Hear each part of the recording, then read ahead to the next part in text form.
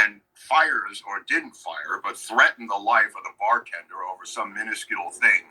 And he had, as depicted in that segment, I don't know if you can see it clearly in that segment, a .357 Smith & Wesson Magnum, right? So pretty scary if you're in a bar to have the guy whip it out and say, I need more ice in my drink, despite what that lady says in the next seat.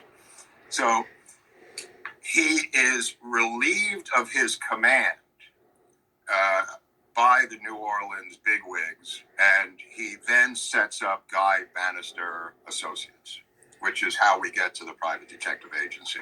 Well, his temper may be part of why he was left the FBI. I mean, God only knows if he did something with a suspect or somebody in an office. I mean, that's the kind of thing that he just kind of quietly, go on out now. And not talking about it, especially if he had a really good record in Hoover like that. He had 2 years to make his pension, and he still made the pension, but he had to do it somewhere else. You know what I mean? Like, so he was still, that's a good question, but there's no recorded incident of that. He made his pension while on the New Orleans police force, which meant that he was still in the employ of the FBI.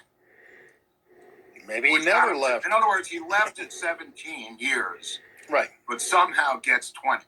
Got it. Yeah. Okay, that's all I know.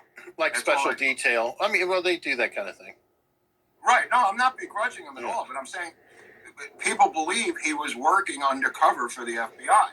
That's why I'm mentioning it. And the filing system is not the filing system that you would need for his private investigative, guys cheating on their wives.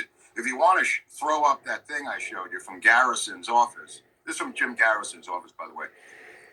Upon the death, which we'll get to eventually, upon the death of Bannister, his files are seized within hours of his death from his office. But what Garrison finds, Jim Garrison, the district attorney of New Orleans, finds, is the file covers. Not the files, but he finds the file covers. And if you look at some of those subject headings, Eric, American Central Intelligence Agency, 2010, ammunition and arms, anti-Soviet underground, B-70 man bomber force.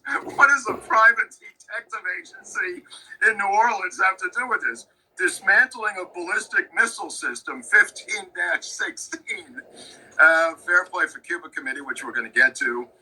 Italy, U.S. bases dismantled. Latin America, you can read the rest. But the point of the matter is, these were the headings of the files that were so sought after. Now, Delphine Roberts says that upon his death, he told them upon his death to seize his files, which she claims to have done by going over there or contacting someone to go over there, according to Delphine Roberts. She doesn't talk to anyone until a number of years later when she talks to the House Assassinations Committee.